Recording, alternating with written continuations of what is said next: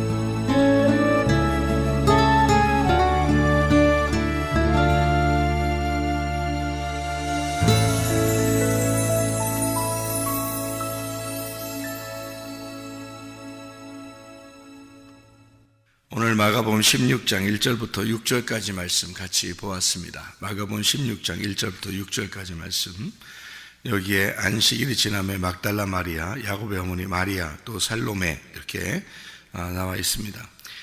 누가 부활에 이렇게 동참을 하게 되고 주님의 부활에 같이 갔는가 봤더니 마리아 그리고 살로메가 함께 거기서 만나게 되었다. 이제 이런 이야기를 여기서 해놓고 있는데, 마리아는 어느 이름에서 나왔던 말이라고 했어요? 이름이 마리아가 마라에서 나온 이름이라고 그랬죠. 마라, 미리암, 마리아 이렇게 나온 이름이에요. 그러니까 마라에서 나온 미리암, 마리아라는 이름이 나오는 얘기거든요. 그러니까 마라가 원래 어떤 뜻이죠? 출애굽기 15장에 보면 쓰다라는 이름이에요. 쓰다. 쓰다라는 이름은 쓰다로 끝나면 돼요? 단물이 돼야 돼요? 쓴 물이 단물이 돼야 되거든요. 그래서 마리아로 인하여 마리아의 뱃속에서 예수님이 태어나고, 그 말은 어떤 의미겠어요? 쓴 물이 되겠죠. 그 다음에 예수님이 부활할 때 누가 와야 돼요? 마리아가 와야 되죠. 그러니까 마리아에게 태어나고 마리아가 와야 된다. 이 말은 무슨 말이냐면, 똑같은 마리아가 온다 이런 의미가 아니라 마리아라는 이름을 말하는 거예요. 이름. 마리아라는 이름이, 그게 마라라는 쓴 물이 마리아가 돼서 단물이 되었다.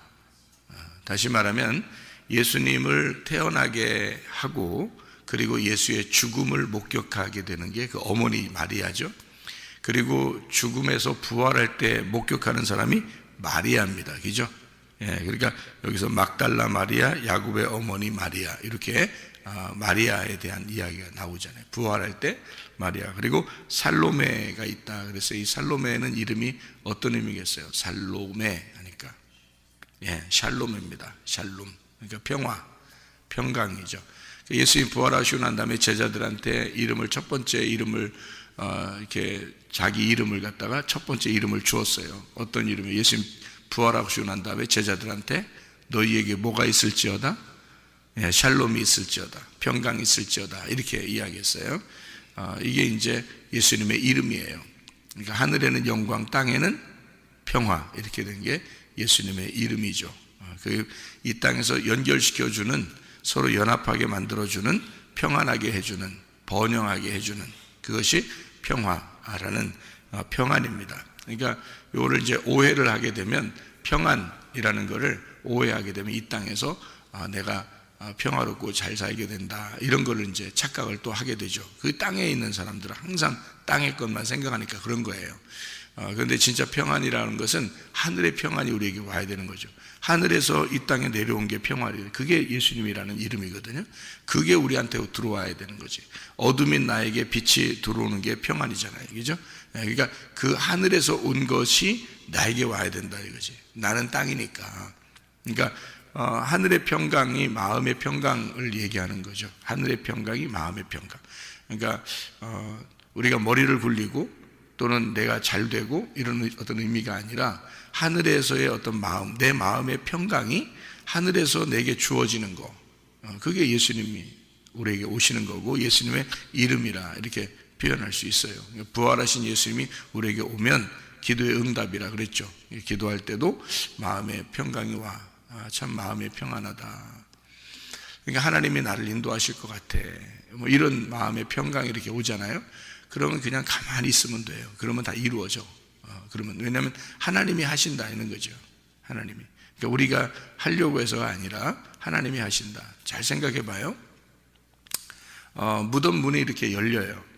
누가 가서 열었나요? 돌이 크다 그랬죠. 돌이 크니까 이게 못한단 말이에요.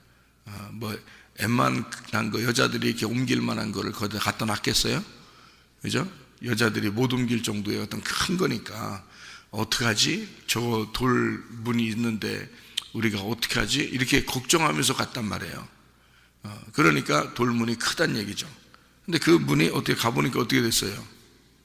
열려져 있네요. 그러니까 이 사람들이 걱정하고 갔는데 무덤 문이 열려져 있는 거예요. 그래, 얼마나 좋아요. 그래서 들어갔단 말이에요. 들어봤더니 부활한 거예요, 이미. 그러니까 무덤 문이 이렇게 열려졌다. 그러니까 이게 이 여자들이 여는 것도 아니잖아요. 우리 부활을 목격하러 우리가 갔는데 무덤 문이 열렸어요. 우리가 걱정하는 건 뭐냐면, 가운데 예수님이 있는데 하고 나하고 그 중간에 돌문이 이렇게 가려져 있을 텐데 이게 어떡하지 했는데, 이게 열어져 있단 말이에요. 내가 열은 거예요? 누가 열어줬어요? 누가 열어놨다는 거지. 그죠? 누가 열어놨다는 거지. 그러니까 예수님하고 우리 사이에 뭔가 가로막혀 있는 게 있어. 근데 이 가로막혀 있는 걸, 이걸 열어놓으면 어떻게 된 거야? 그 부활이라 그러는 거예요. 그걸 여러분 마음속에서 부활한 것이 있어야 되는 거지. 그게 열어진 거예요. 돌문이 열어진 거. 그러면은 모세 시대에는 모세가 하나님을 대면하고 그리고 이제 이 땅에 내려와 사람들을 만나게 되니까 사람들이 막 얼굴에 너무 빛이 나서 어떻게 해요? 막 이렇게 했어요. 그랬더니 모세가 뭐를 갖다 뒤집어 썼어요? 수건을 갖다 뒤집어 썼어요. 그러면 수건이, 누가 오면 이 수건이 열려진다 그래요. 예수님이 오시면 수건이 열려진다 그래요. 그죠? 수건이 이렇게 열려지면 사람들이 이 율법이라는 모세를 직접 볼 수가 있겠죠. 근데 수건이 가려져 있으면 안 보이게 되겠죠. 무슨 뜻인지 모른단 말이에요. 감추어져 있어. 그러니까 모세가 자기 얼굴을 가려놓는단 말이야. 그럼 모세의 얼굴이 가려졌다는 말은 무슨 말이에요? 성경에서 율법이 가려져 있다 이 말이야. 가려져 있다, 감추어져 있다. 그래서 뜻이, 이 속에 있는 내용을 모르도록 이렇게 가려져 있는 거예요. 그러면 누가 와야지 이걸 열어줘? 예수님이 와야지 이걸 열어줘요. 그래서 예수님이 그 율법의 내용이었다라는 것을 예수님이 와서 그 수건을 열어주면, 그러면 우리가 이제 그 빛을 보게 되는 거예요. 직접 만나게 되는 거죠. 그래서 모세는 하나님이 계신 곳에 직접 이렇게 나아가서 하나님을 볼 때는 수건을 벗어놓고 가서 보고요. 그 다음에 내려올 때는 땅에 있는 사람들에게 수건을 덮어놓고 이렇게 온단 말이에요. 왜냐하면 사람들이 이것을 아직 깨달으면 안 되니까 그런 거죠. 왜냐하면 예수님 오실 때 예수님이 이걸 열어줘야 되거든요. 그러니까 모세는 이 수건을 덮는 자이고 예수님은 수건을 열어주는 자이다 이 말이죠. 그러니까 부활하기 전에는 돌 무덤이 어떻게 돼 있겠어요? 가둬져, 이렇게 닫아져 있는 무덤이 되는 거예요, 우리한테는. 그런데 부활하면 어떻게 돼요? 이것이 무덤 문이 열리게 되는 거죠. 그러니까 이게 열리면 이게 이제 가리웠던 것이 열어지는. 그래서 이 여자들은 걱정했어요. 우리가 돌문 열어야 되나 했더니 열려져 있는 거예요. 열려져 있다는 의미는 어떤 의미라고? 예, 부활했다는 의미라고. 살아났다는 의미란 말이에요. 이게 돌문이 열렸다는 얘기는 이미 살아났다는 얘기야. 누군가가 열어놨다는 얘기예요. 그럼 누군가가 누구예요? 예수님이지. 예수님이 열어놨어요. 그러면 그 천사가 열어놨을 수도 있죠. 천사가. 그러면 예수님은 안에서 이제 일어나가지고 부활했는데, 안에서 일어나서 앉아있어. 이제 문 열어줄 때까지. 문이 하도 무거워서 예수님이 부활했더니 문이 밖에 이렇게 딱 닫혀져 있어. 그래서 기다려야 돼. 누가 올 때까지. 천사가 올 때까지. 그래서 기다렸다가 얘들아, 천사들아, 문 닫혀져 있거든. 그러니까 내가 이제 나가야 되는데 문이 너무 무거워. 내가 열 수가 없어. 그러니까 천사들아, 니네가 와서 열고 그 위에 좀 앉아 있어. 그럼 내가 나갈게. 이게 부활이에요? 그걸 부활이라고 그러냐고. 여러분. 그러니까 여러분 이제 생각을 자꾸 자기 생각을 하니까 그런 거야. 그러니까 이게 성경이 자기 생각으로 보니까 천사들이 거기에 이제 문 열어놓고 천사가 있으니까 천사가 열어놨겠구나 이렇게 생각한단 말이에요. 그래서 천사들이 무덤을 열어주었다 이렇게 생각한다고, 그죠? 그러면 여러분 잘 생각해봐요. 예수님 부활해서 천사들이 문 열어줄 때까지 기다려야 돼? 네? 그러면 천사들이 와가지고 예수님 부활시켰어 그럼? 그렇게 따지면 이상하죠, 그죠? 예, 이상한 거, 그러니까 이상하게 생각하지 말라고 그러니까 성경을 이상하게 생각하니까 그렇게 되는 거예요. 천사들은 소식을 알려주는 걸 천사라 그래요. 앙겔로스라는 단어가 천사인데, 천사라는 이 단어는 두 천사가 내려오죠. 두 천사가 알려주는 것은 증인이 둘이란 말이에요. 성경은 항상 증인이 둘이라 둘씩 나가서 전도하게 돼 있다 이렇게 하는 거죠. 이거 흉내내는 사람들 많죠. 둘씩 나가서 전도해야 된다고. 근데 이게 증인이라는 의미예요. 증인은 둘 이상이 돼야 되는데, 그래서 하나님이 소돔과 고모라를 멸망시키러 가는데 혼자 멸망시키면 돼, 안 돼? 안 돼. 그래서 증인이 필요해서 아브라함을 만나가지고 아브라함한테 내가 소돔과 고모라를 멸망시켜야 돼 라고 얘기해 주는 거예요. 그래서 얘기해서 네가 증인이 돼야 된다. 내가 멸망시켜야 된다. 이유가 뭐냐? 거기가 너무 악해. 그래서 내가 멸망시켜야 돼 라고 하는 걸 네가 증인 좀 서. 이렇게 아브라함을 부르는 거예요. 그래서 일부러 아브라함 집에 가서 아브라함하고 얘기하고 소돔과 고모라 멸망시킬 거야 내가 가서 라고 증인을 세워놓고 가서 멸망시키는 거예요. 갔을 때도 두 명의 천사가 가서 멸망시키는 거예요. 왜? 증인이니까. 증인은 항상 둘이 돼야 된다는 거죠. 그래서 이 땅에 이렇게 소돔과 고모라 같은 땅에 가서 천사 두 명이 가서 멸망을 시키죠. 그죠? 왜 그렇게 하느냐면 부활할 때도 두 명이 나타나죠. 천사 두 명이. 그러니까 왜 그렇게 하는 거예요? 증인이니까 그런 거예요. 그럼 왜 증인은 두 명만 나타나야 돼? 항상? 증인은 왜 두 명만 나타나야 돼? 아이고, 나무가 두 개니까 그래. 성경에 선악과 나무, 생명나무, 나무가 두 개니까 두 명이 나타나야 되는 거예요. 그러면 두 명이 나타난다, 천사 두 명이 나타난다는 말은 의미가 뭐겠어요? 네. 그 말은 성경이 두 가지로 돼 있기 때문에 두 개를 설명해야 성경이 이해가 된단 말이에요. 돌 무덤이 가둬져 있잖아. 그러면 이걸 두 개로 열어주지 않으면 이것이 열려지지 않는 거야. 그래서 천사가 그걸 열어줬다고 사람들은 생각하는 거예요. 그러면 천사가 열어주고 천사가 부활시켰어, 예수님을?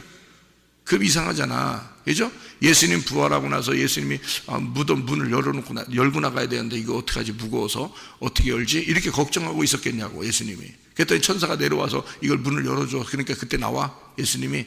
부활하면요, 무덤 밖으로 나오든지 무덤 안으로 들어가든지 땅 속으로 들어가든지 하늘 위로 올라가든지 자유야, 부활하고 나면 예수님은. 근데 무슨 돌 무덤 문이 무슨 의미가 있겠어요? 의미가 없죠. 그러니까 자, 이것을 성경적으로 딱 보니까 어때? 두 개의 천사, 두 증인, 이것이 반드시 성경은 우리에게 두 개의 나무로 설명하고 있다라는 얘기죠.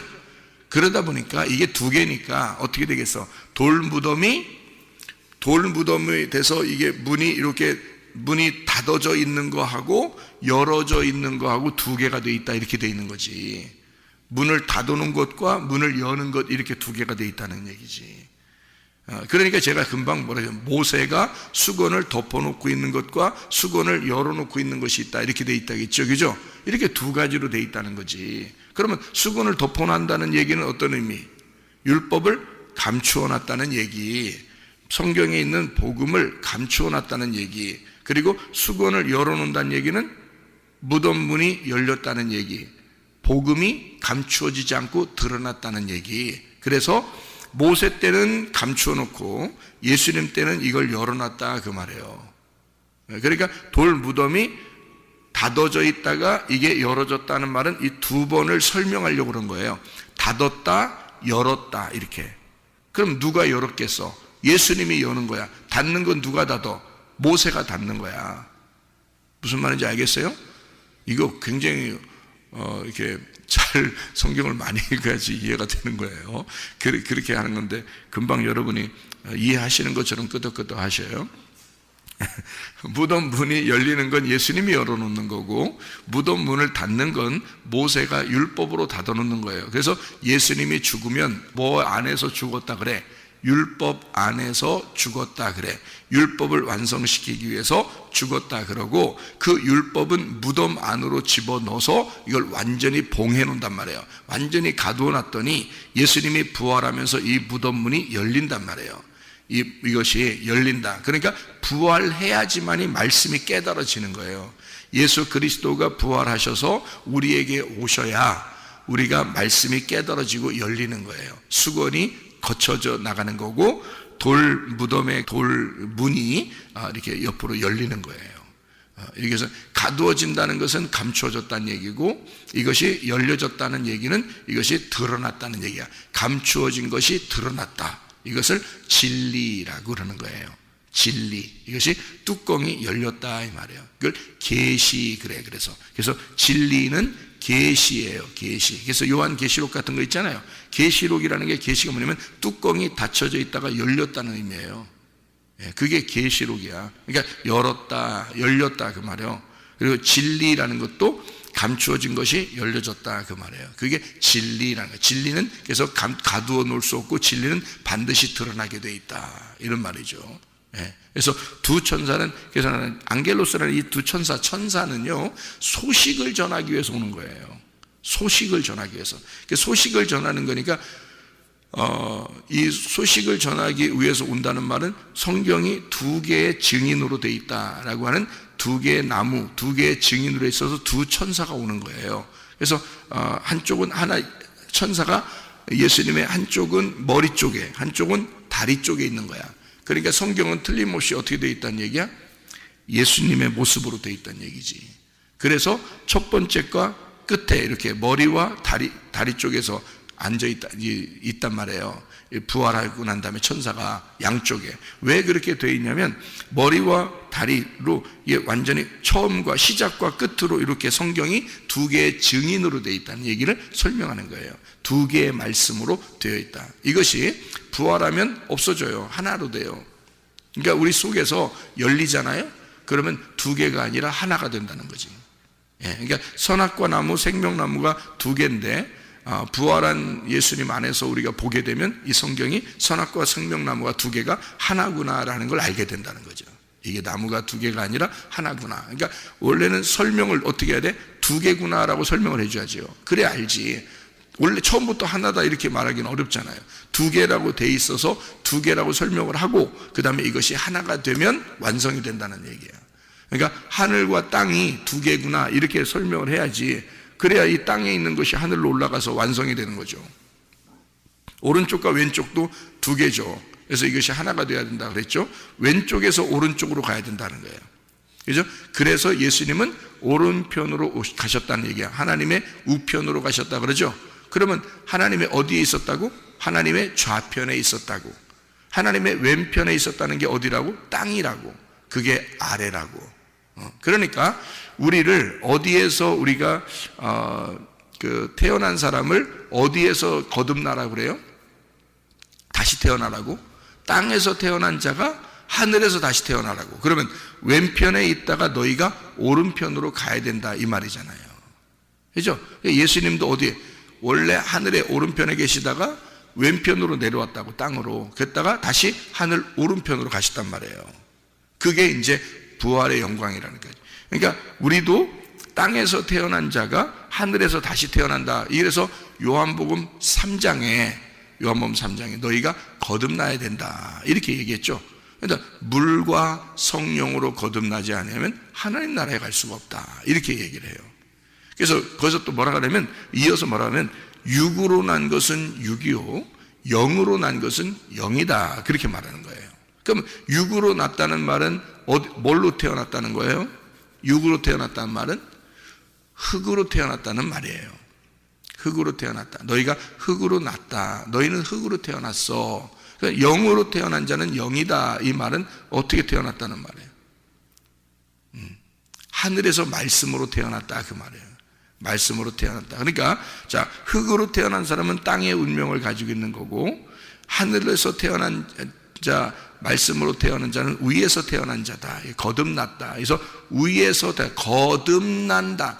거듭났다라는, 거듭난다는 거듭이라는 게 위라는 거예요. 위에서 태어났다 이 말이에요. 거듭났다. 위에서 태어났다. 그러면 너희가 아래에서 태어났는데 너희를 위에서 태어나야 돼 라는 그 말이란 말이에요. 사람들이 이해하겠어요? 이해 못하죠. 왜냐하면 땅에서 태어난 사람, 그러니까 니고데모가 뭐라고 그러냐면, 그러면 우리 위에서 엄마 뱃속에 들어가서 다시 태어나야 됩니까? 이렇게 얘기를 하는 거예요. 그러니까 엄마 뱃속에 들어가서 다시 태어나긴 해야 되겠죠. 왜냐하면 엄마 뱃속에 다시 들어갔다 태어나는 건 무슨 의미니까? 어머니의 자궁 안에 들어가서 다시 나와야 된다는 그런 의미예요. 어머니의 자궁이 뭐예요? 어머니의 자궁이 베레시트예요. 어머니의 자궁 안에 들어가서 다시 태어나. 그러면 창세기 1장 1절로 돌아가 다시 태어나야 됩니까? 라는 의미란 말이에요. 그게. 그러면은 너희가 그렇게 거듭나게 되면 하나님 나라에 가. 거듭난다면 육으로 태어난 건 육이다. 땅에서 흙에서 태어났다는 말이고, 말씀으로 태어난 자는 위에서 태어났다 이 말이에요. 그걸 거듭났다라고 말해요. 물과 성령으로 거듭났다. 그러면 물과 성령으로 거듭났다는 말은 어떤 의미겠어요? 이 땅에 육신으로 내려와, 말씀이 육신으로 내려와서 이 땅에 어떻게 돼? 죽어서 다시 부활하는 걸 의미하는 거예요. 그게 거듭났다 이런 것을 얘기하는 것이다. 이게 요한복음 3장에 나와 있는 예수님과 니고데모의 대화예요. 여기에요. 그래서 니고데모한테 예수님이 뭐라 그래? 너 선생이면서 왜 그걸 모르냐 그래요. 근데 그렇게 너무 엉뚱한 얘기를 하잖아요. 어머니 뱃속에 들어가 다시 태어나야 됩니까? 이러고. 근데 엉뚱한 얘기가 아니라 그 사람 나름대로는 굉장히 놀라운 그 철학을 얘기하는 거예요. 그 어머니 뱃속에 들어가서 다시 어머니 자궁에 들어가 다시 나와야 됩니까? 여러분이 그러면 아무리 노인이 말이야, 그 선생이, 그 교사가, 성경의 그 율법 학자가, 그것도 대단한 그때 당시의 사람이 예수님한테 진짜 엄마 뱃속에 들어갔다 나와야 됩니까? 라고 이렇게 얘기하겠냐고요. 그런 의미겠냐고요. 그런 의미가 아니라고요. 어머니의 자궁, 어머니 뱃속에 들어갔다 나와야 된다는 말은 율법 안에 들어가서 내가 다시 나와야 된다 의미입니까? 라고 얘기하는 거죠.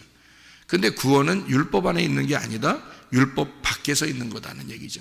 예수님의 얘기는. 그러니까 땅에서가 아니라 하늘에서의 얘기야. 내가 얘기하는 건 너희들이 가르치는 율법 안에서 얘기하는 게 아니야. 그걸 벗어난 율법을 초월한 얘기야. 내가 얘기하는 건. 그 말이잖아요. 마태복음 4장하고 누가복음 4장에 예수님이 시험을 받습니다. 그랬더니 뭐라고 그러면, 사탄이 뭐라고 그러냐면 이렇게요. 돌 떡덩이를 만들어라 그렇게 말하죠. 그랬더니 예수님이 사람이 떡으로만 먹는 게 아니야. 떡으로만 사는 게 아니야. 하나님의 입에서 나오는 말씀으로 살아야 되는 거야 라는 말은 어떤 의미겠어요? 떡으로만 사는 게 아니야 라는 말은 어떤 의미? 구약의 율법의 말씀, 다시 말하면 구약의 율법, 출애굽 당시에 광야에서 이스라엘 백성들이 광야에서 만나를 먹었던 그 만나로 사는 것이 아니야 라는 말이에요. 그거는 요한복음 6장에 예수님이 다시 설명을 했어요. 요한복음 6장에 그 만나를 먹고서도 조상들은 다 죽었다 그 말이야. 그 율법으로 살았던 그 사람들은 땅의 것이기 때문에 껍질을 먹고 있었기 때문에 껍질로서 먹다가 죽었다 그 말을 하고 싶었던 거예요. 그러니까 주님은 뭐라 하냐면 생명의 떡이라는 하늘에서 내려온 자, 자기는 위에서 낳은 자란 말이야. 그래서 땅에서 떡으로만 사는 게 아니라 나는 하나님의 입에서 나온 말씀이기 때문에 나오는 그 말씀으로 사는 거야 라는 말이잖아요. 그러니까 땅에서 떡이 아니라 만나가 아니라 너희들이 조상들이 먹었던 그런 만나 그게 아니라 그게 무엇이냐. 만나라는 이름이 뭐예요? 만나라는 이름이 무엇이에요? 무엇이냐가 만나예요. 저게 뭐지? 이게 만나라는 이름이거든요. What is that? 이렇게 영어로 그러면 What is that? 그 만나라는 이름이거든요. 그럼 여러분이 성경을 듣기 전에는 오늘 말씀은 무엇일까? 만나 이거예요. 그게 오늘 말씀이 무엇일까? 만나.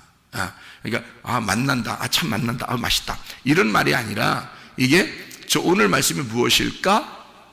오늘 말씀이 뭐지? 저게 뭐야? 만나? 이게 만나의 이름이에요. 여러분은 만나 하면서 오는 거예요. 만나 하면서 오는데 땅에서 먹고 죽는 사람이 있다고. 그게 아니고 하늘에서 오신 생명의 떡이라는 걸 설명을 들어야 되는 거야. 진짜 양식을 먹고 가야 되거든요. 예수님을 먹고 가야 되는 거야. 만나하고 왔잖아요. 우리가 만나하고 왔으니까 저게 뭔지 모르니까 만나 그런 거지. 그죠? 저게 뭐지? 하고서 먹는 거예요. 저게 뭐지? 하고 먹었는데 그거 먹고도 다 죽었단 말이야. 왜? 율법이니까. 감춰져 있고 수건으로 덮여 있으니까. 무덤에 돌문이 가둬져 있으니까, 열리지 않았으니까 누가 올 때까지 예수가 와야 그 만나가 누군지를 안단 말이에요. 만나가 무엇이지? 저게 뭐지가 이름이 만나인데 저게 뭐지? 우리는 알지. 예수야. 이렇게 되는 거죠. 저게 뭐지? 하고 구약 사람들은 그걸 먹었단 말이야. 근데 우리는 그게 예수야. 그걸 복음이라고 그래. 그게 말씀이셔. 말씀이신 생명의 떡 예수야 라고 우리는 안단 말이에요. 왜냐하면 성경 말씀이 다 완성이 되어 있기 때문에 그런 거죠. 그 당시의 사람들은 저게 뭐지 하고서 먹고 죽는단 말이에요. 저게 뭐지 하고 먹는 사람은 죽는 거야. 이 말은 무슨 말이냐면 아직 가두어져 있고 수건이 갇혀져 있고 돌 무덤이 열리지 않으면 죽는 거란 말이야. 이게 열려져야 부활하는 거예요. 이게 수건이 열려져야 부활하는 거예요. 그래서 저게 뭐지? 한다고 다 좋은 게 아니야. 그러니까 조상들이 그 만나 먹고도 죽었다 얘기하는 거야. 그 만나를 먹고 죽어는 건 그거는 일시적인 거죠. 영원히 사는 게 아니란 말이에요. 영원히 사는 건 생명의 떡을 먹어야 돼. 그래서 예수님이 그러는 거야. 사람이 떡으로만 사는 게 아니야. 다시 말하면 구약의 율법의 그 말씀 만나로 사는 게 아니야. 그 만나가 누군지를 알아야 사는 거야. 그게 말씀이라는 걸 알아야 사는 거야. 그게 먹고 사는 게 아니야. 이거를 떡을 먹고 사는 게 아니라 말씀을 먹고 살아야 되는 거야 라고 예수님이 자기를 생명의 떡으로 오신 말씀이다라고 소개하는 거예요. 자기를. 무슨 말인지 아시겠죠? 그러니까 가두어져 있단 말이에요. 이게 수건이 덮여져서 그래요. 율법 안에서 그러니까 이것이 벗어져야 된다. 율법에서 벗어나야 돼. 감추어진 것이 열려지고 진리가 나타나야 되고 계시가 열려져야 된다 그 말이죠. 그러니까 이렇게 그 말씀들을 깨닫게 하시는 거예요. 그러니까 니고데모한테도 야, 육으로 난 건 육이고 하늘에서 난 건 하늘, 영에서 난 것은 영이야. 그러니까 너는 땅에서 난 걸 얘기하잖아. 지금 땅에서 다시 태어나는 거 뭐야? 율법으로 다시 태어나는 걸 얘기하잖아. 그런데 나는 영의 얘기를 하고 있는 거야. 그러니까 말씀의 얘기를 하는 거야. 그 말이죠. 예수 자신을 얘기하는 거야. 그 말이에요. 그러니까 니고데모는 항상 뭐의 선생이니까, 율법의 선생이니까 율법 안에서 자꾸 얘기를 하는 거예요. 어머니의 자궁이 뭐냐고? 광야예요. 거기에서 있는 만나라고. 그러니까 광야에 있는 율법을 얘기하는 거예요. 이게 어머니의 자궁이야. 그런데 거기에 있는 땅에서의 그 자궁을 얘기하지만 예수님은 하늘의 자궁을 얘기하는 것이다. 위에 하늘의 자궁에서 나온 예수님, 그 말씀이신 예수님을 자기가 소개하는 거죠. 그러니까 육으로 난 것은 육인 거고 영으로 나야 돼. 영으로 난 것은 영이야. 그래서 물과 성령으로 거듭나야 돼라는 말을 해주는 거죠. 그래서 요한복음 3장 31절에 보면 이렇게 되어 있어요. 위로부터 오시는 이는 만물 위에 계시고 땅에서 난 이는 땅에 속하여 땅에 속한 것을 말하느니라. 하늘로부터 오시는 이는 만물 위에 계시나니. 이렇게 되죠. 예. 그가 친히 보고 들은 것을 증언하되 그의 증언을 받는 자가 없도다. 이렇게 예수님이 자기를 소개하는 거죠. 그죠? 그러니까 위에서 났다 이 말이야. 사람들은 뭐에서 났으니까? 흙으로 태어났으니까. 사람들은 흙으로 태어났다. 그러니까 흙으로 태어났다는 말은 아래에서 태어났다는 말이야. 너희들이 흙이야. 너희들이 땅이야. 뱀이 먹을 수밖에 없는 그 흙, 그 땅에 있는 것들, 너희들은 그거야. 그런데 하늘로서 오신 분이 있어. 예수님인데 말씀으로 오셨어. 위에서 내려왔어. 하늘에서 내려왔어. 근데 땅에서 이해를 못한다. 땅에서 이해를 못하고 있다. 뭐가 가두어져 있기 때문에, 수건이 덮여 있으니까, 돌 무덤이 닫아져 있으니까. 그게 돌 무덤을 깨치고 부활하신 예수님의 의미. 그러니까 왜 그 돌 무덤이 열려 있어야 되는가, 왜 돌 무덤이 이게 열어져 있어야 되는가는, 이게 누가 열었느냐라고 하는 것이 누구겠냐고요? 예수님이라고요. 예수님이 와야 이게 열어지는 거예요. 그것을 증언하는 자가 천사들이라고. 그래서 그 열려지는 것을 우리에게 전달해 주는 자가 있어야 돼. 열어지는 것을 전달하는 자가 있어야 돼. 그걸 천사라 그래. 만약에 여러분에게 오늘 새벽에 이 말씀을 들으면서 말씀이 그렇게 되어 있었구나 라고 이 여러분의 머리에서, 여러분의 가슴에서 열려지고 있다면, 저는 무슨 역할을 한 거야? 천사의 역할을 한 거야. 이게 무덤 문을 열어주는 역할을 하는 거잖아. 이걸 증언해 주고 있잖아. 그죠? 열어주는 역할. 그죠? 그게 천사라 그래요. 그러니까 여러분이 천사가 될 거냐, 귀신이 될 거냐. 귀신은 부정적인 얘기를 하고 사람의 얘기를 하고 땅에 있는 이야기를 한다는 거지. 그게 귀신이에요. 천사는 뭐겠어요? 하늘에 있는 얘기를 하고 영적인 얘기를 하고 말씀을 자꾸 소개하고 예수를 전달한단 말이야. 그게 천사예요. 예수 전달하러 온 자, 그게 천사라고. 안겔로스. 여러분 천사 될 거냐, 귀신 될 거냐? 간단한 문제죠. 하늘에 있는 것을 얘기할 거냐, 땅에 있는 것을 얘기할 거냐, 이거죠. 그러니까 복음을 얘기할 거냐, 율법을 얘기할 거냐. 정확하게요. 자, 마가복음 16장 1절부터 6절까지 우리 말씀을 읽었는데요, 여기서 며칠 날 부활하셨다고요? 안식 후 첫날 부활하셨다. 안식 후 첫날은 며칠 날이에요? 8일째. 그래서 노아 홍수 때 노아 방주에 몇 명 들어갔다고? 8명이. 그게 뭘 의미한다고? 부활의 생명들을 말하는 것이라고. 예수님과 함께는, 노아와 함께는 식구들, 그러니까 노아와 식구들, 그러니까 노아 때문에 식구들이 구원받은 거죠. 그죠? 그러면 노아가 이름이 뭐라고요? 안식이라고요. 안식, 쉼, 휴식, 안식한다. 이게 노아라는 이름이라고요. 그러면 노아가 안식이니까, 안식일은 며칠 날에 있어요? 성경에서 7일날. 그래서 노아가 7일날이란 말이에요. 7일날. 그리고 더하기 하나, 그 가족이 하나란 말이에요. 여러분 여기 지금 여러 사람이 앉아있잖아요. 새벽에 여러 사람 앉아있잖아. 근데 이 사람들은 다 하나야, 여러 사람이야? 하나예요. 그걸 하나를 교회라 그러는 거야. 그러니까 노아와 교회가 같이 들어간 거지. 무슨 말인지 알겠어요? 노아는 안식이고 그 식구들은 교회가 되는 거예요. 그래서 노아와 그 식구들이 함께 합쳐서 8이 되는 거예요. 그러니까 예수님이 7일이라는 안식일을 통과하면 우리와 함께 8이 되는 거예요. 그 8은 예수님 없이는 이루어질 수가 없는 거죠. 그러니까 예수님과 함께 8일이 되는 게 우리들이라고요. 8이 되는 게. 그걸 완전한 부활이다, 이렇게 이야기를 하는 거거든요. 그래서 3일 길을 가고 그 다음이 8일이 되는 거예요. 3일 길은 누가 가겠어요? 예수님이 가는 거예요.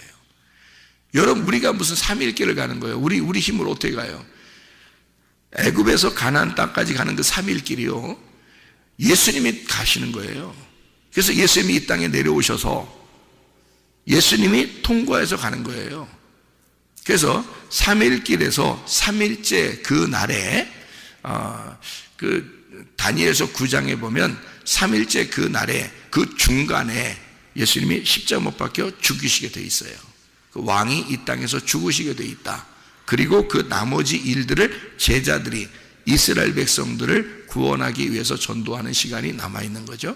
그렇게 하고 이 유대인의 그 구원이 끝나면 바로 이어서 이방인의 구원이 이루어지는 거예요. 이방인들은 그 상태 어떤 상태였는데? 죽은 상태였잖아요. 그러니까 이스라엘 백성들이 볼 때는 이방인들은 죽은 상태라고요. 근데 그 죽은 상태의 이방인들이 부활하는 날이 와. 그게 8일째란 말이에요. 8일째.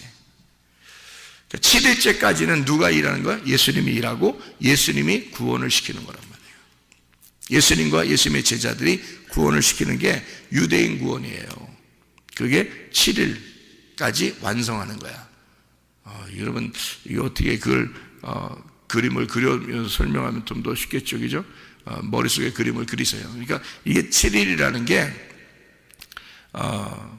광야까지가 6일이에요. 광야까지가 애굽에서 광야까지가 6일이고 7일인 가나안 땅에 이루어지는 사건이거든요.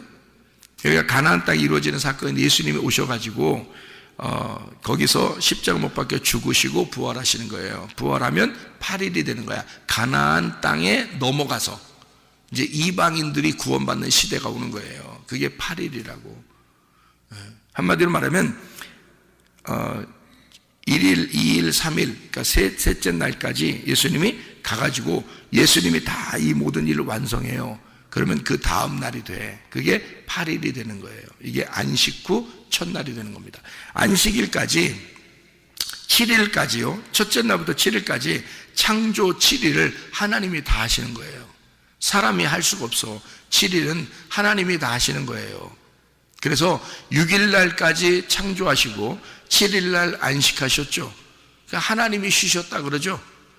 하나님이 쉬시는데 인간들이 범죄하니까 이 쉬는 날을 하나님이 쉬는 날을 자기가 내려와서 일을 하는 시간으로 만드는 거야. 그래서 하나님이 안식일의 주인이 나야. 내가 이 안식일을 다 이루어야 돼 라고 예수님이 내려오신 거예요.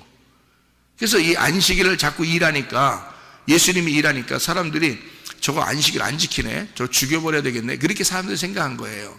근데 예수님의 입장에서는 하늘에서 내려온 자기가 일꾼이에요. 안식일 날 일해야 된다고. 너희들 쉬게 하려면 내가 여기서 일을 해야 돼 라고 안식일 날 자꾸 일하는 거예요. 사람들 쉬게 하려고. 그게 예수님이란 말이에요. 그래서 예수님이 7일까지를 예수님이 다 완성을 시켜요. 1일부터 7일까지를. 그래서 창조의 완성을 끝내고 그 안에서 끝내고 이스라엘 백성들을, 자기 백성들을 구원하는 때가 거기 7일 중간에, 그러니까 마지막 날, 그러니까 다니엘서 9장에는요 한때, 두때, 반때에서 반때가 지나서 딱 예수님이 죽으시고 거기서 이제 끝내면 이스라엘 백성들이 그 반때 구원받아요. 그래서 그 반때에 구원받는 게 오순절 이후예요. 언제까지냐면 고넬료 구원받기 전까지란 말이에요. 사도행전에. 그래서 고넬료가 구원받을 때부터는 뭐냐면 이제 세상에 이방인들이, 죽었던 개 같은 이방인들이 구원받는 날이 오는 거예요. 그게 8일 날이야. 8일 날 오면 그게 이방인들이 부활하는 날이란 말이에요. 그러니까 온 우주가 하나님의 그 부활에 동참하게 되는 거지. 그래서 8일 날 부활하시는 거예요. 일부러. 안식일 날 부활하는 게 아니고 안식 후 첫날 부활하는 거예요. 그래서요. 예수님은 그 안식일 날까지 왔으니까, 예수님이 그 안식일 날까지를 완성해야 되니까 그 이후에, 그래서요 안식일 날까지는 뭐냐면, 이게 이제 참 성경이 얘기해 드릴게요. 첫 번째 날, 두 번째 날, 세 번째 날이 있다고 그랬죠. 그죠? 이 세 번째 날이 안식일 날이라고 했죠. 이 안식일 날에 예수님이 그때 곡식의 껍데기를 까는 날이에요. 껍질을 까는 날이야. 그래서 껍질을 까서 알맹이가 탁 드러나잖아요. 그러면 그게 8일이야. 그래서 할례를 8일날 하는 거야. 성경에 할례를. 그게 껍질 까는 날이에요. 껍질 까는 날. 그게 추수날이야. 알곡을 줍는 추수날이에요. 그게 8일날, 할례가 그래서 8일날 있는 거야, 여러분. 그러니까 부활의 날 8일이죠. 할례의 날 8일이죠. 뭐 하는 날이야? 껍질 까는 날이야. 그러니까 알맹이가 드러났다 이 말이야. 이미 알맹이가 드러났다. 그래서 부활했다 이 말이야. 돌무덤이 가둬져 있다가 이게 벗겨져서 돌무덤이 열려지고 속에 있는 것이 나왔다 이거지. 수건이 덮여져 있었는데, 껍질이 덮여져 있었는데 수건이 까졌다 이거야. 수건이 열려지고 나왔다 이거지. 알맹이가. 그거를 할례, 그거를 부활이라 그런다고요. 그러면 어떻게 되냐면 죽었던 이방인들이 살아나는 거야. 그래서 이방인의 구원의 시대가 온 거예요, 여러분. 예수가 죽으시고 부활하고 난 다음에 이방인들이 구원받는 건 절대 그 전에 없었어요. 예수님이 수르보니게 여인한테 뭐라고 그랬어요? 이 개 같은 여인아, 내가 줄 떡이 없다 그랬잖아요. 왜 그랬겠어요? 이방인에게 줄 수 있는 시간이 아니란 말이에요, 그 시간에는. 그러니까 그 시간 이후에 이방인의 구원의 시간이 올 때 그때 구원받는 거지, 예수님 시대 때는 그게 아니란 말이에요. 그때는 유대인의 시간이란 말이에요. 딱 정해진, 다니엘서 9장에 정해져 있는 70일에 딱 있는 그 시간에 예수님이 왔기 때문에 이방인들을 구원하러 다니지 않는 거예요. 이방인들을 구원하러 다니지 않는다고. 사마리아 사람도 이스라엘 사람이에요. 사마리아 여자도. 그래서 이스라엘 사람들만 구원하러 다니는 거예요. 삭개오도 이스라엘 사람이에요. 그러니까 예수님은 그 사람들을 구원하고 다니는데, 이 예수님이 그 구원시키러 다니는 것이 끝나고 예수님 십자가에 돌아가시고 부활하고 제자들도 유대인들만 구원했어요. 그러다가 고넬료가 구원받으면서, 사도행전 10장에 고넬료 구원받으면서 유대인의 구원이 정지되고 이방인들에게 전도가 열려지는데, 그때 바울이 나가서 이방인들을 막 전도하는 거예요. 이게 성경의 역사가 시작돼서 지금 우리들 때까지 이방인들이 구원받고 있죠. 이것도 끝나는 날이 와요. 이게 지구 종말이라는 거야. 이방인의 구원이 끝나면 이제는 모든 추수가 끝나는 거예요. 그래서 이게 마지막 때라고 그러는 게, 지금 이게 2000년이 지났어요. 이방인들이 구원받는 이 시대가 2000년이 지났어요. 그러니까 자기 백성들, 다시 이스라엘 백성들을 다시 구원하고 있는 중이란 말이에요, 지금. 그러면 이게 종말이라고, 이게 우리한테는. 그러니까 이방인의 때 열려져 있을 때, 무덤문이 열려져 있을 때 빨리 주님을 만나야 돼요. 이 마리아와 살로메처럼 주님을 만나서 쓴 물이 단물이 돼야 된다고. 빨리 수건이 벗겨져야 되고 무덤의 문이 열려져야 되는 거예요, 여러분의 가슴에서. 그리고 예수님을 빨리 만나야 된다고요. 그렇지 않으면 희망이 없어요, 우리 이방인들은. 여러분, 오늘도 그 부활하신 주님과 동행하다가 주님 만나시기를 바랍니다. 기도하겠습니다.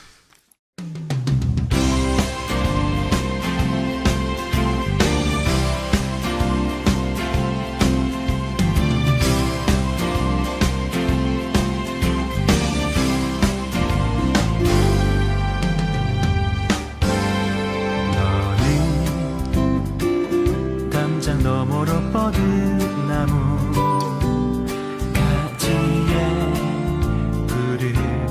열매처럼 하나님의 귀한 축복이 삶에 가득히 넘쳐날 거야. 너는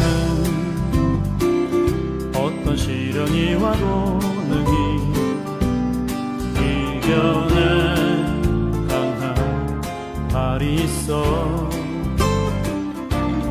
전능하신 하나님께서 너와 언제나 함께 하시니, 너는 하나님의 사랑, 아름다운 하나님의 사랑,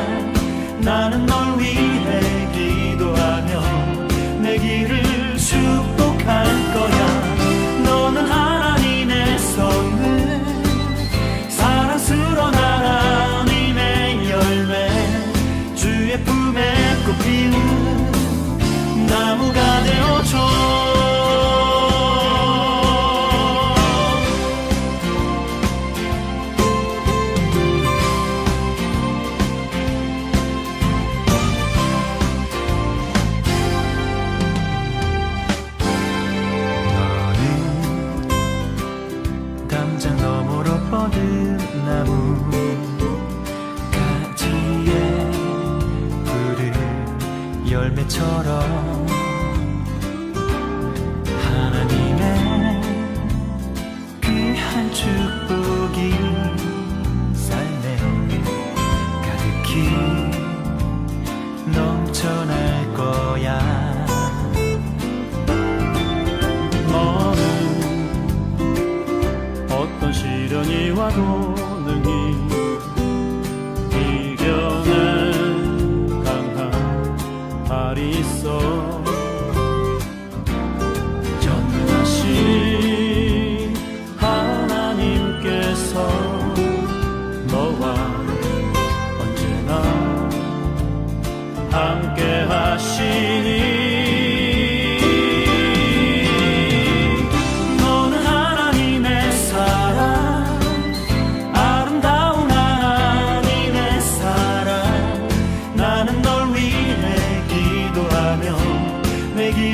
축복할 거야.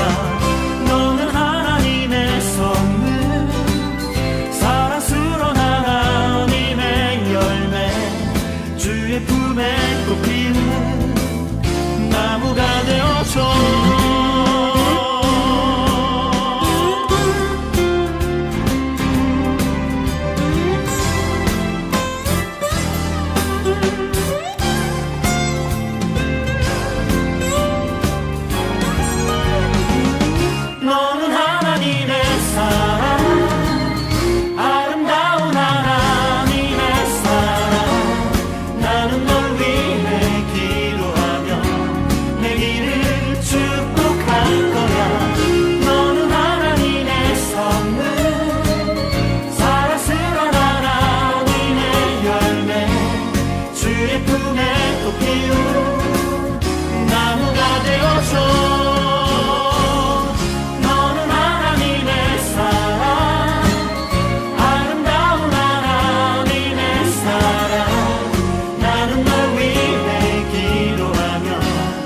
길을 축복